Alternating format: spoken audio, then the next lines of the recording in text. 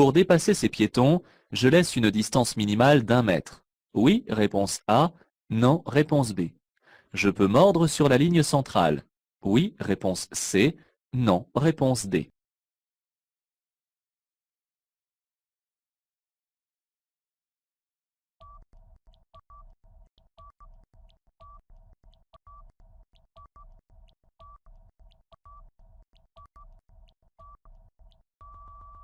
Je circule en agglomération où, pour dépasser ces piétons sans les gêner, je dois laisser une distance de sécurité minimale d'1 mètre.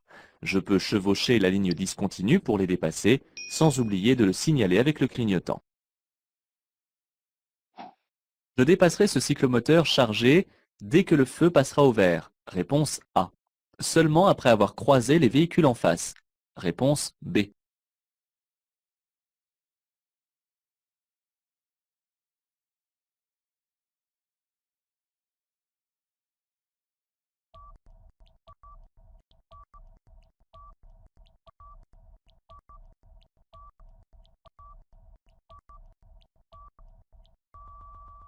Pour dépasser ce cyclomoteur, je dois laisser ici un intervalle latéral de sécurité d'1 mètre au moins. Il serait dangereux de dépasser en plein carrefour avant d'avoir croisé les véhicules circulant en sens inverse. Enfin, un cyclomoteur pouvant circuler à 45 km/h, est-il nécessaire de le dépasser?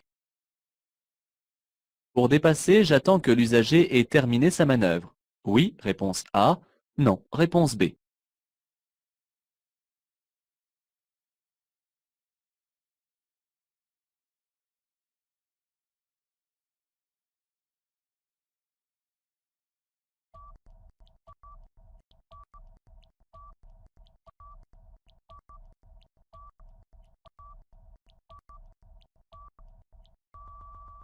Sur une route à double sens de circulation, suivre un véhicule lancé dans un dépassement n'est pas toujours bien conseillé. Il est en effet possible que ce conducteur mette plus de temps que prévu pour terminer sa manœuvre. Il me faudrait ici un peu plus d'espace visible devant moi. Je me prépare à dépasser, mais j'attends avant de changer de voie. La signalisation interdit le dépassement.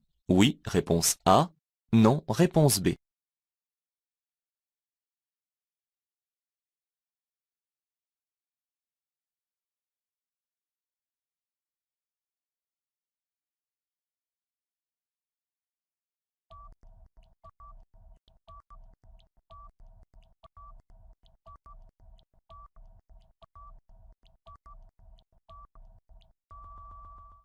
Les panneaux limitent la vitesse des usagers sur ce tronçon de route à sens unique. Le piège serait de croire qu'ils puissent interdire également le dépassement, cette vitesse étant réduite. Ils m'invitent seulement à modérer ma vitesse, mais n'interdisent en rien le dépassement. Je peux par exemple dépasser ce camion. En cas de croisement avec un tel attelage, je suis prioritaire. Oui, réponse A. Non, réponse B.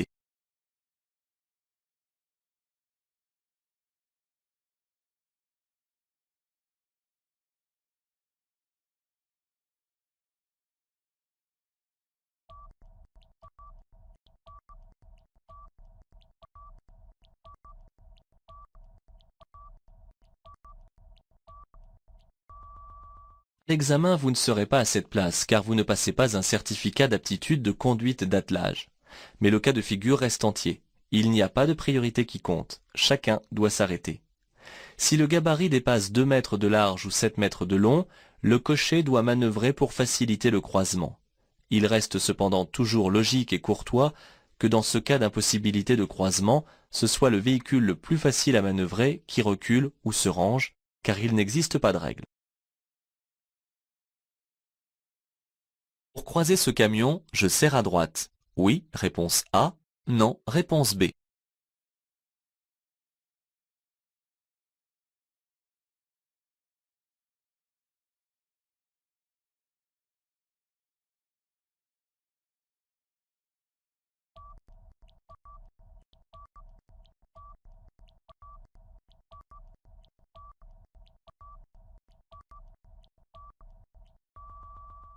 Chacun est dans sa voie, on pourrait penser à tort qu'il n'est pas nécessaire de modifier la trajectoire. Lorsqu'il s'agit d'un croisement, il faudra toujours répondre qu'on serre à droite, et il y a une bonne raison. Un camion déplace beaucoup d'air. Selon son volume et sa vitesse, le coup de vent subi sera plus ou moins important. Je prends pour bonne habitude de serrer à droite lors d'un croisement afin d'en atténuer les effets. C'est à moi de laisser passer l'usager arrivant en face. Oui, réponse A. Non, réponse B.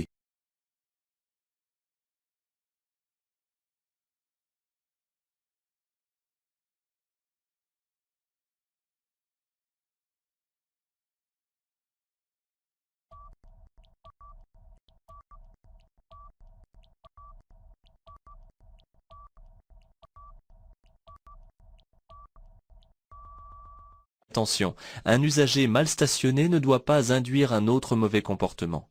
L'usager à droite est à cheval sur le trottoir et de l'autre côté ce n'est pas mieux.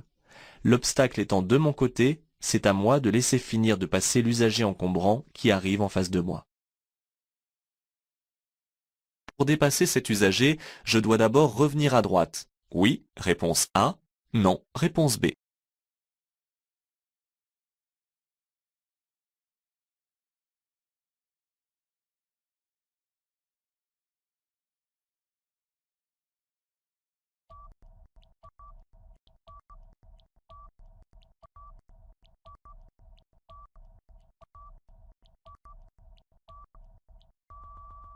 Certes, il faut circuler à droite en marche normale, mais il peut y avoir un piège dans certaines questions. Comptez les traits de la bande d'arrêt d'urgence. C'est un bon repère. Il ne sert à rien de revenir à droite entre deux dépassements si je ne laisse pas la distance de sécurité minimale. Il y a actuellement deux traits entre cet usager et moi. En me rabattant maintenant, je devrais immédiatement ressortir pour le dépasser. L'indication P plus R signifie priorité au remorquage. Réponse A. Parc relais. Réponse B. Parking plus route. Réponse C.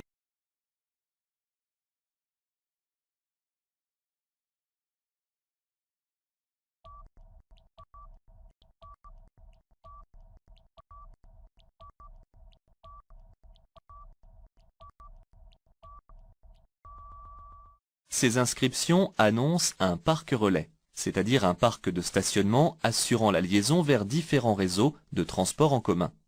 Ces parcs relais permettent d'éviter d'encombrer inutilement les rues des villes avec les voitures. Cela permet aussi d'économiser du carburant et donc de moins polluer. Je circule à 90 km/h. En tant que conducteur novice, je risque une perte d'un point sur mon permis de conduire. Oui, réponse A. Non, réponse B.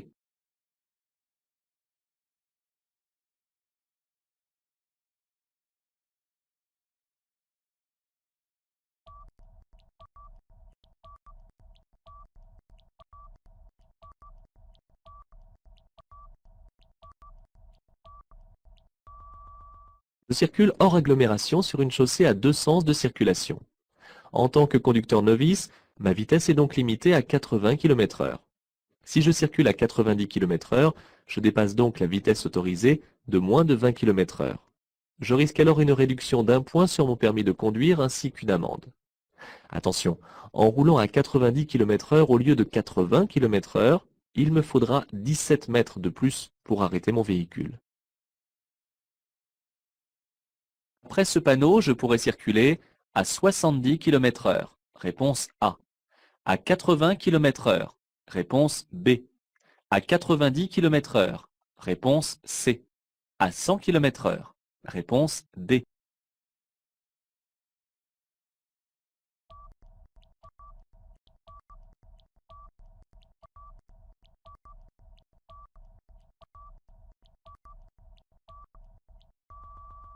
Ce panneau indique que je quitte une agglomération. Jusqu'à présent, la vitesse était limitée à 50 km/h. Après avoir dépassé ce panneau, sur cette chaussée à double sens de circulation, la vitesse sera limitée à 90 km/h. Je pourrais circuler à 70, 80 ou encore 90 km/h. Je suis conducteur novice. Ma vitesse est limitée à 130 km/h. Oui, réponse A. Non, réponse B. Par temps de pluie, ma vitesse est limitée à 110 km/h. Oui, réponse C. Non, réponse D.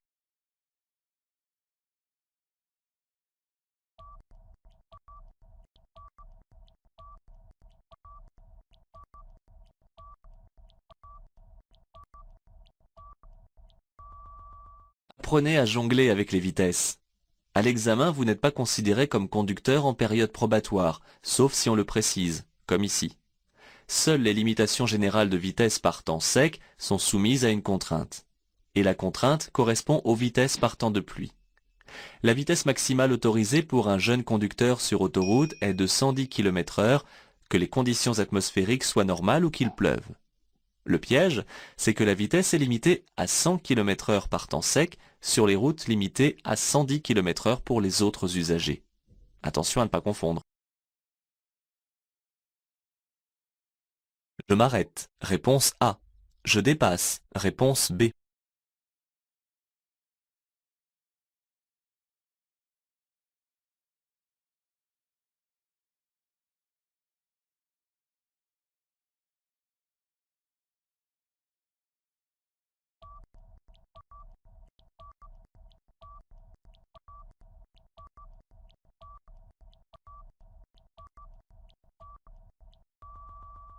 Connaissez-vous la couleur et la fonction des feux arrière d'un véhicule? Alors pour toute question concernant une manœuvre, commencez par les regarder. Les feux blancs m'indiquent que le conducteur de la camionnette est en train de reculer. Ce sont les feux de recul. En dépassant cette camionnette, je me trouverai un moment dans son angle mort, ce qui peut être dangereux. Comme personne ne me suit, je peux tranquillement m'arrêter et laisser finir de manœuvrer le conducteur devant moi.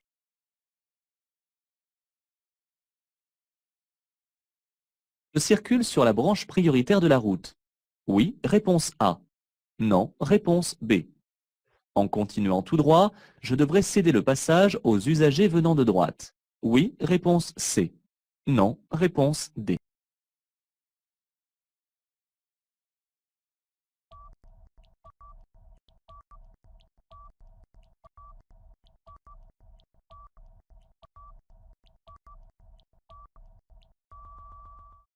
Lorsque la configuration d'une intersection est complexe ou peu évidente, des panonceaux schémas sont implantés afin d'indiquer la branche prioritaire qui est représentée par un trait épais. Le trait vertical du bas représente la route sur laquelle circule le conducteur. Les traits fins représentent les routes au bout desquelles les usagers devront céder le passage. En continuant tout droit, je devrais céder le passage aux usagers venant de droite, car je leur couperai la trajectoire.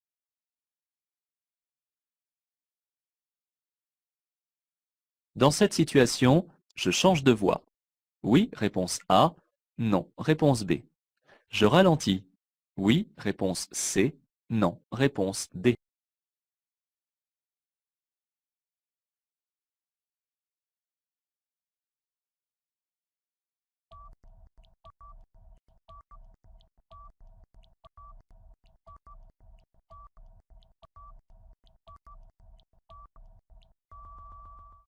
Les usagers qui arrivent de droite rencontrent un panneau de céder le passage. Cependant, la circulation est chargée.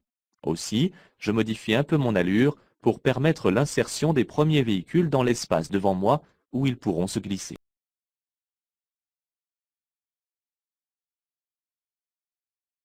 Je cède le passage. Oui, réponse A. Non, réponse B. Je ralentis. Oui, réponse C. Non, réponse D.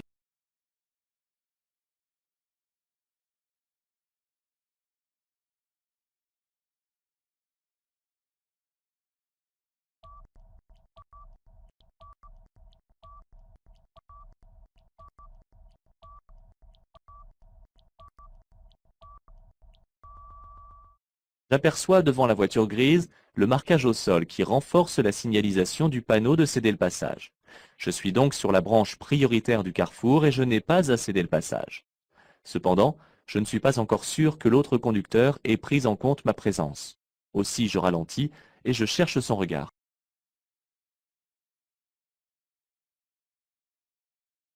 Restant sur cette voie, je pourrais continuer tout droit.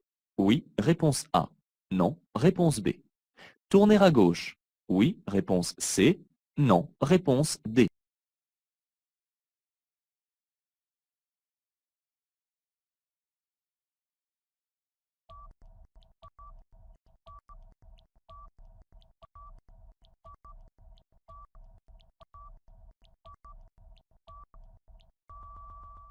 Le panneau de présignalisation indique la présence d'une voie de stockage par la droite, que je devrais emprunter si je veux tourner à gauche. En restant sur cette voie, je ne pourrai que continuer tout droit.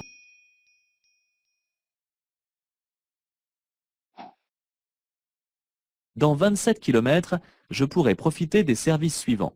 Station-service, réponse A. Auberge de jeunesse, réponse B. Emplacement pour pique-nique, réponse C. Station de vidange pour autocaravane, réponse D.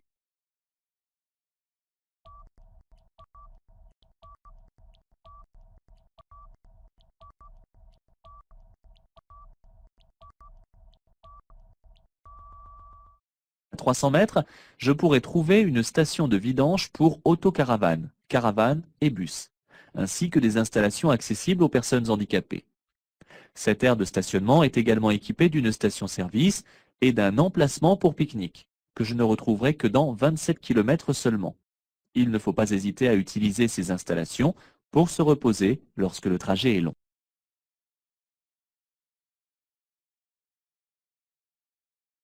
Sauf indication contraire, la vitesse est limitée à 30 km/h, jusqu'au passage piéton, réponse A. Dans toute la rue, réponse B. Jusqu'à la prochaine intersection, réponse C.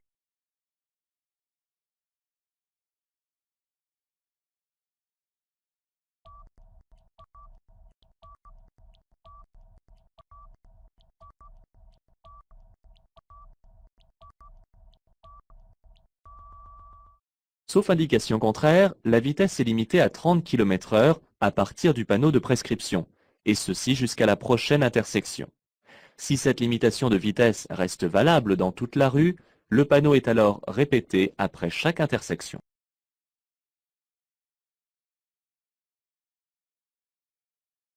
La signalisation annonce plusieurs passages piétons sur 50 mètres. Oui, réponse A. Non, réponse B. Une interdiction de dépasser. Oui, réponse C. Non, réponse D.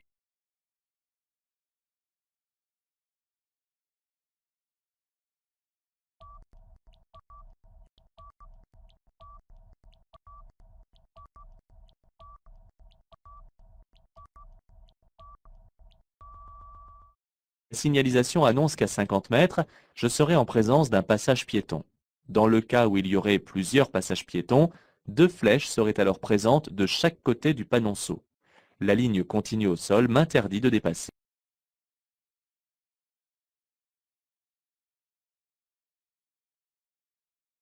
Je rencontrerai un passage à niveau à 50 mètres. Réponse A. 100 mètres. Réponse B. 200 mètres. Réponse C.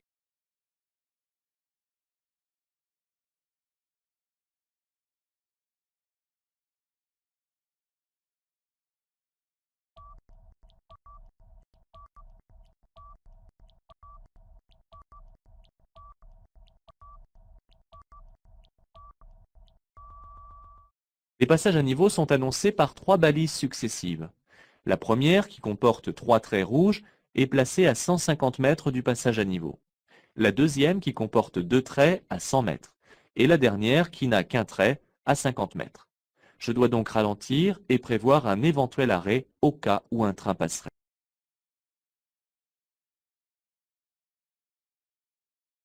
En allant tout droit, je peux rencontrer des bus sur ma voie. Oui, réponse A. Non, réponse B.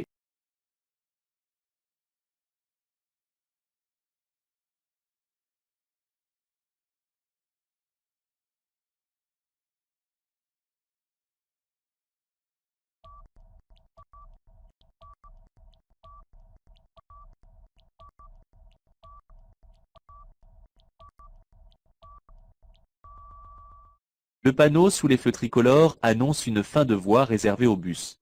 Si le conducteur du bus continue tout droit, il peut le faire, à ceci près qu'il n'aura plus de voie réservée. Bien qu'ils doivent me céder le passage en fin de voie, je ferai attention au bus en démarrant au feu vert.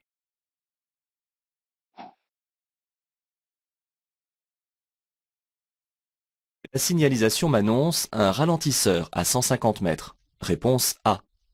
La position d'un dos d'âne. Réponse B. Un passage piéton à 50 mètres. Réponse C. La position d'un passage piéton. Réponse D.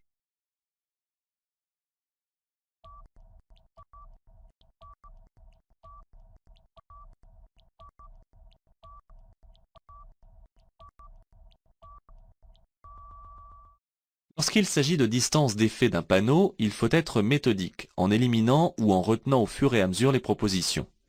Un panneau carré indique une position, alors que le danger est placé à distance. Les panneaux concernant des indications utiles à la conduite des véhicules sont à fond bleu. En général, il y a une règle de comportement à observer. Ils peuvent comme ici indiquer la position d'un danger, en l'occurrence la position d'un ralentisseur et d'un passage pour les piétons.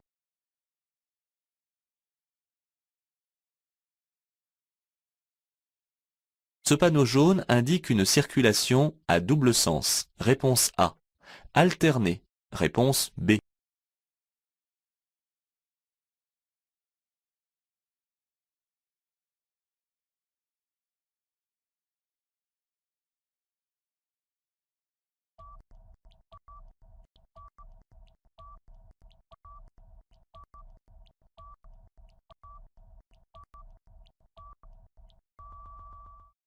Ce n'est pas parce qu'il y a des travaux que ce panneau indique une circulation alternée. Pour cela, il existe une signalétique spécifique. Ne confondez pas les panneaux. Celui-ci indique que la circulation est temporairement à double sens de circulation.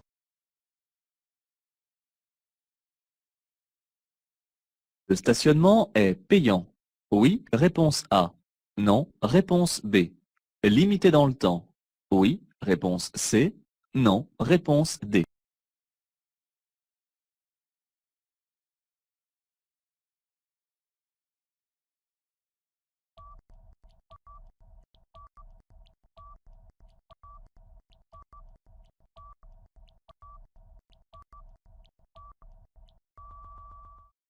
Le panneau de zone comporte un symbole de parc-mètre, ce qui signifie une zone à stationnement payant.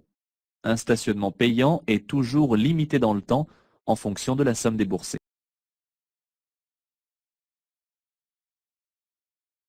À droite, le stationnement est gratuit. Réponse A. Alterné semi-mensuel. Réponse B.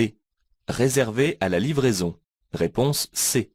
Contrôlé par disque. Réponse D.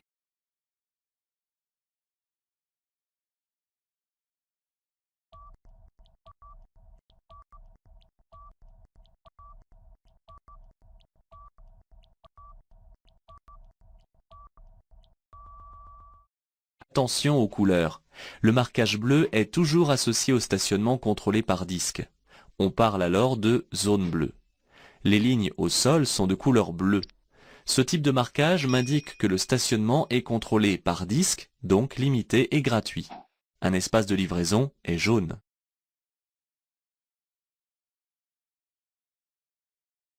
Durant les travaux, je peux encore m'arrêter pour utiliser la borne d'appel. Oui, réponse A.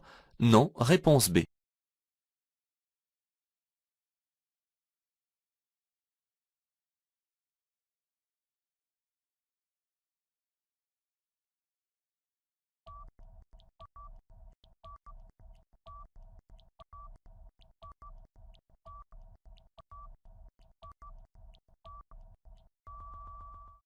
Certes, les travaux génèrent une gêne pour la circulation, mais ce n'est pas une raison pour désactiver cette borne.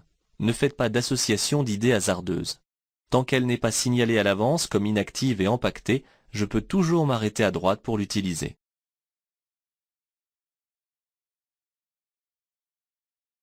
Cette position commande l'allumage des feux de position. Oui, réponse A. Non, réponse B. Du tableau de bord. Oui, réponse C. Non, réponse D.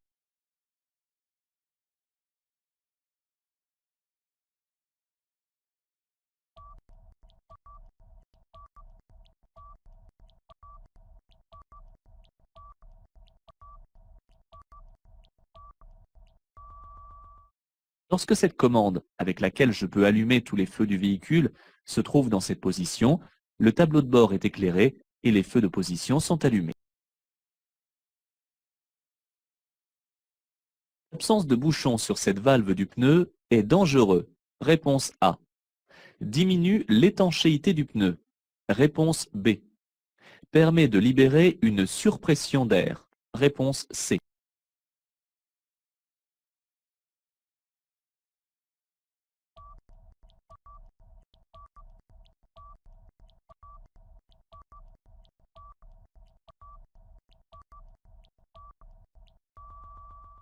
Le bouchon a pour rôle de protéger le système de clapet. Son absence n'est pas dangereuse, mais elle peut favoriser des pertes d'air. Une surpression d'air, due à un échauffement par exemple, ne peut pas sortir, ainsi que sur une cocotte minute. Plus je roule vite et plus j'augmente le temps de réaction. Réponse A. La distance d'arrêt. Réponse B. La distance de freinage. Réponse C.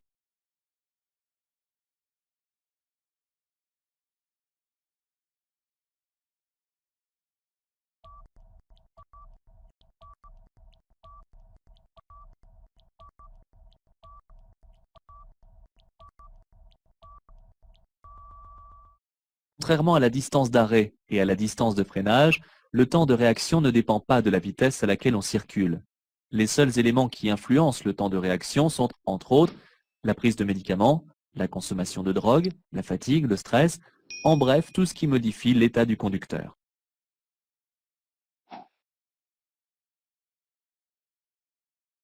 Je peux klaxonner ici ces piétons qui ne traversent pas sur le passage. Oui, réponse A. Non, réponse B.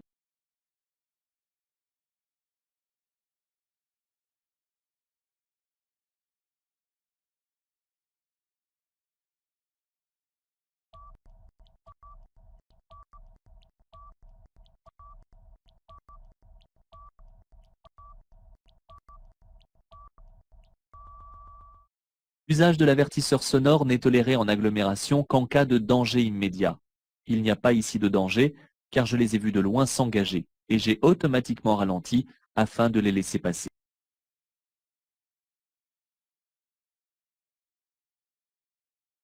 Le poids total autorisé en charge de la remorque est supérieur au poids vide du véhicule tracteur. Je peux tracter ce véhicule avec mon seul permis B. Oui, réponse A. Non, réponse B.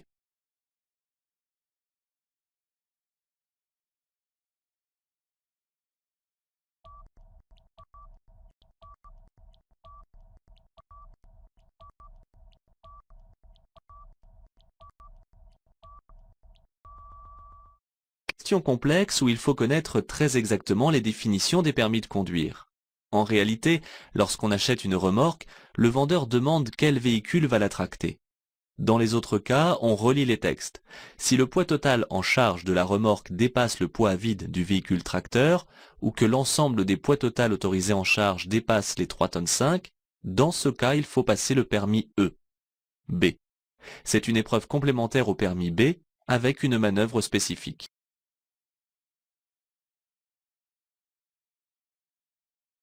Je peux m'approcher encore un peu avant de m'arrêter. Oui, réponse A. Non, réponse B.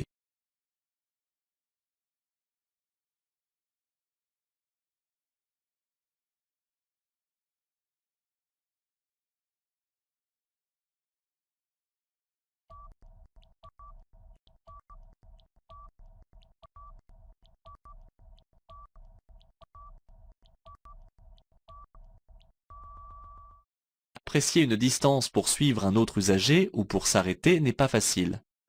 Pour l'arrêt, c'est relativement simple. Je dois pouvoir manœuvrer pour dégager si cet usager n'arrive pas à démarrer lorsque le feu passera au vert. En côte, cela permet de ne pas stresser l'usager qui craindrait de reculer un peu au démarrage. Je vais donc faire en sorte de ne pas trop approcher. Voir les roues arrière est un bon repère. Ici, il reste encore un peu d'espace.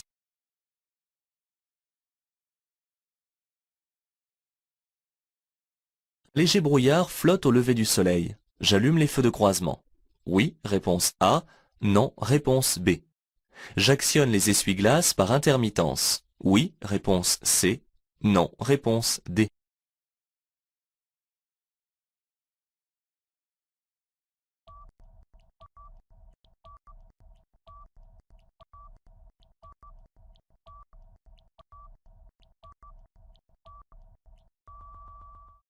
Les essuie-glaces ne servent pas que par temps de pluie. N'oubliez pas de répondre qu'on les utilise aussi lorsqu'il y a du brouillard. En effet, le brouillard, c'est de la vapeur d'eau en fines gouttelettes qui se dépose sur les vitres et crée un flou, comme ici. Un balayage intermittent s'impose. La visibilité étant médiocre, j'allume au moins les feux de croisement. Les feux de brouillard avant et arrière sont ici conseillés.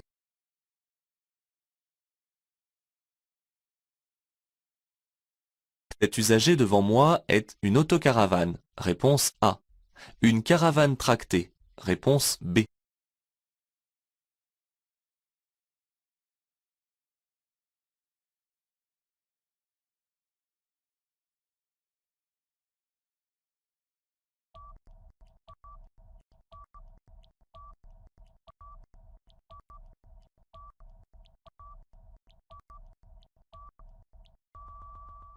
Question piège si l'on veut, mais tellement facile à répondre. Un petit effort d'observation vous mènera sur la voie. Et c'est tout autant valable pour savoir si un piéton ne va pas sortir derrière un bus à l'arrêt. Vous avez trouvé? L'ombre projetée est un indice très utile en circulation en agglomération. On ne voit pas ici l'ombre d'un véhicule qui tracterait la caravane. C'est donc une autocaravane.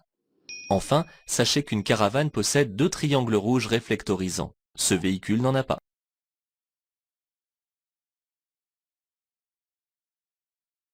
Je dois ici faire tourner le moteur durant 10 minutes avant de partir. Oui, réponse A. Non, réponse B.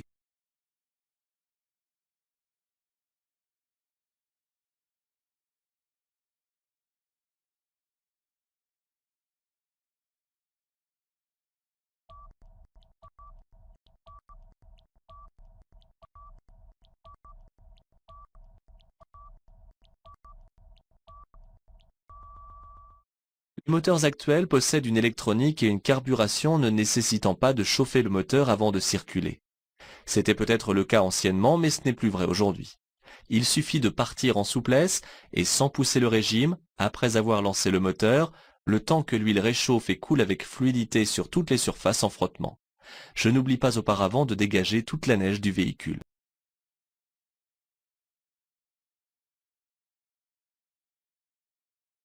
Je vais bientôt entrer dans une nappe de brouillard. Je dois renoncer au dépassement. Oui, réponse A. Non, réponse B.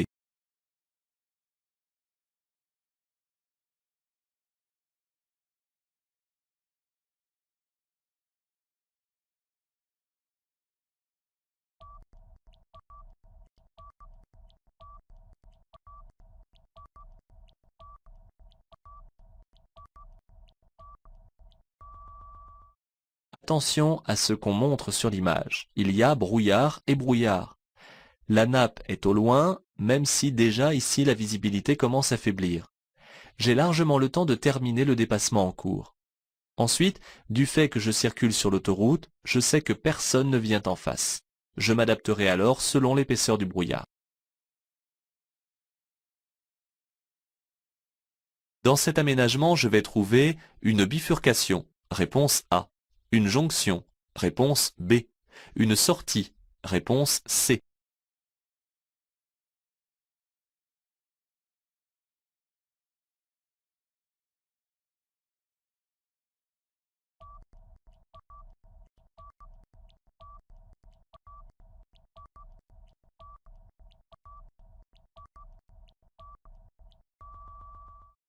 Pour répondre, il suffit de continuer de circuler et d'imaginer ce que vous allez rencontrer. Le panneau à droite annonce en effet deux aménagements distincts. Une bifurcation, puis une jonction. J'arrive donc au niveau d'un échangeur autoroutier signalé par ce panneau schéma. Cela commence par une bifurcation, comme ici, où je quitte un axe, pour aboutir sur une jonction en rejoignant l'autre branche de l'autoroute, menant ici vers Angers. Une sortie serait signalée en blanc.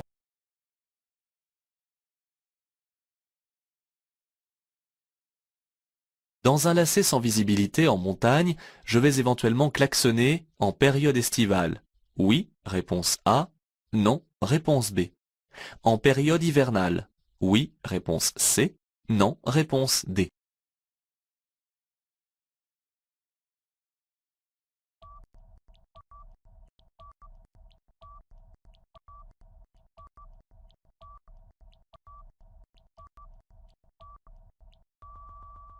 La question n'est pas facile car il faut connaître la montagne et ses contraintes. Cependant, un peu de logique aide à répondre. Ce lacet ne nécessite pas vraiment un coup de klaxon, mais sur une route plus étroite, il peut rendre service. Je dois cependant éviter de m'en servir afin de conserver sa tranquillité à l'environnement, et plus particulièrement en l'hiver, lorsque le risque d'avalanche existe.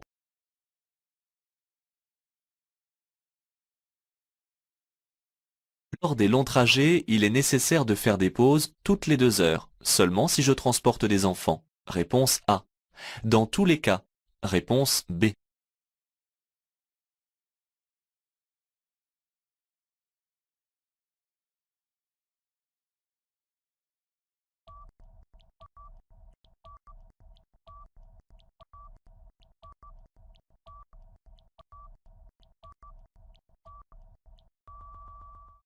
Laissez-vous attendrir par le fait qu'il y a des enfants sur la photo. Mais pour des arrêts encore plus rapprochés, le repos, c'est pour tous. Lorsque je parcours un long trajet, je vais marquer des pauses d'un quart d'heure minimum, toutes les 2 heures environ. En effet, le temps de réaction augmente du fait d'une baisse de la vigilance. Lorsque je transporte des enfants, je n'hésite pas à m'arrêter toutes les heures.